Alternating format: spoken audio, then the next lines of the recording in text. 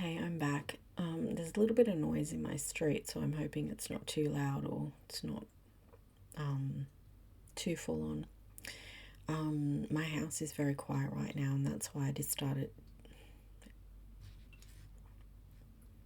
That's what happens with fibro. I don't get it on camera very often, but it happens a lot. Whatever I just said, I decided to start recording because it was quiet, and it's just a perfect opportunity to get some videos done. So I'm just going for it and recording what I can. So, yeah, that's how I felt with males, and I didn't know what I wanted. I wanted to believe that I could meet someone who was an amazing person and, who I could have a beautiful relationship with, but I really didn't think it was possible.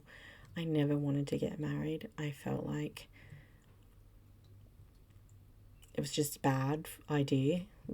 People, end up hating each other, get divorced. I'm quite independent and strong-willed and grew up being told non-stop what to do, especially by males, and thought I'm not having any man tell me what to do. That was just my way of thinking, and I thought if I marry someone, then they feel like they own me and they've got the control over me, because that's what I saw growing up. So I never wanted to get married, ever. And I met my now ex-husband, and as I said in a previous episode part, fell in love, fell head over heels in love, and he treated me so nicely, so different to anything I'd known. And it took a little while, but after a little while I did start to let my walls down with him, and I started to feel safe with him, felt extremely loved by him, and thought that it was a fairy tale romance, fairy tale love, true love, whatever you want to call it. My soulmate, my best friend, that I was going to be with him forever. We were going to grow old together. We were a family. Our boys got along. My oldest was, I think, 13 at the time, so he didn't really want to hang out with the parents, it's how it is. But the younger four got along really well, his two and my younger two, and we took them all sorts of places out for the day when he'd have his boys, and it was beautiful, amazing, perfect. And he didn't drink. He never, ever, ever raised his voice at me or spoke to me inappropriately, ever. Never called me a name that wasn't a beautiful, lovely name. You know what I mean? Never said bad things to me. Never treated me badly in any way. And I really thought, I'm never ever going to have to be with a drinker, an alcoholic again. I'm never going to get physically, verbally, mentally, emotionally abused again. I thought that everything was going to be perfect forever, to be honest. And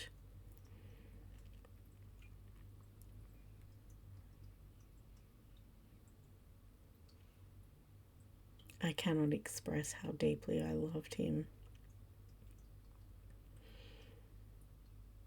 And it was a little bit hard, having all the kids, and he had some issues with his ex-partner, and I had issues with my ex-partner, and he had to pay child support, and I wasn't working at the time, and with my fibromyalgia, you can have what is classed as going into remission. It's where you don't have any more flare-ups. You just start to feel normal, and you're not you don't have any fibromyalgia symptoms. And that has happened on and off throughout my chronic illness journey, if you want to call it that. And in the 6 months between breaking up with my ex and meeting my now ex-husband, I had really started to work on myself, and I was getting to a good place mentally, emotionally. Panic attacks were slowing down. I'd lost a lot of weight, as I said before. I was feeling good. I was going to the gym. I was walking everywhere, and I felt amazing at that time. And I started feeling really good. I got back into my crystals and spiritual sort of stuff just a little bit. Still didn't know much about it and was still trying to learn, and I just felt fantastic, and my life felt like it was just going in a perfect direction. And I had ended a very long, messy relationship that I thought was going to be a lot harder to end than it was. And yeah, things were great. And so I had gone into remission, and I was feeling really good. And that has happened on and off since I was 28. I think it was 2002 when it all started. And so since that time, it's just been on and off, on and off, on and off. Probably feels like it was more on than off, if that makes sense. I don't know. Just got to check the time and finish my coffee, or it's going to go cold.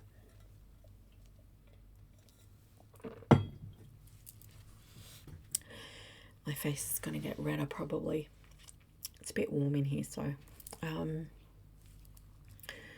yeah, we used to go to the beaches a lot, Manly and Wollongong, because I love Wollongong, and I like Manly too, but Wollongong's my favourite.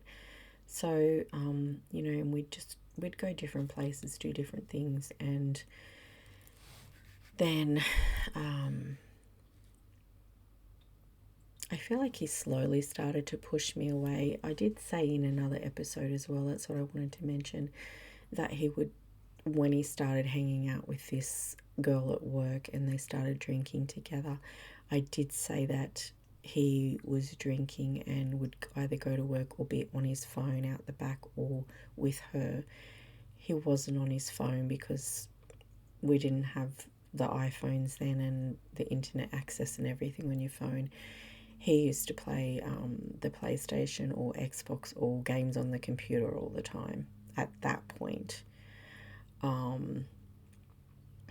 There was another point further in the future that he was on his phone a lot, and that's why I said it. Anyway, I just wanted to say that. So, yeah, the job he was at, I don't want to say too much, but he had a problem at work and lost his job. And he had to go find another job, and it was in a complete different sort of industry, and that's where he met this girl. So when he started there, everything was good between us, and there'd been some incidents where I found certain messages that he was chatting to other girls on the computer. It wasn't anything too extreme, but it was just a little bit flirty and not how you talk to other people when you're in a relationship. So that just caused, a little bit of friction. But we spoke about it, we sorted it, it was okay. Then he got the new job and started to hang out a lot with people he worked with. And I did as well. I used to go there. It was a cafe, and I used to go there and have coffee and hang out. And the people he worked with were lovely, and we all got along, and we had outings outside of his work. And it was a really good place for him to work, and I really liked these people. And I always felt a little bit uncomfortable with her, and I do normally get good gut feelings on people, and I didn't get the best feeling with her, but I didn't want to judge or, assume someone is a certain way when you don't know them. But I'm going to end this one and I will be back. Bye.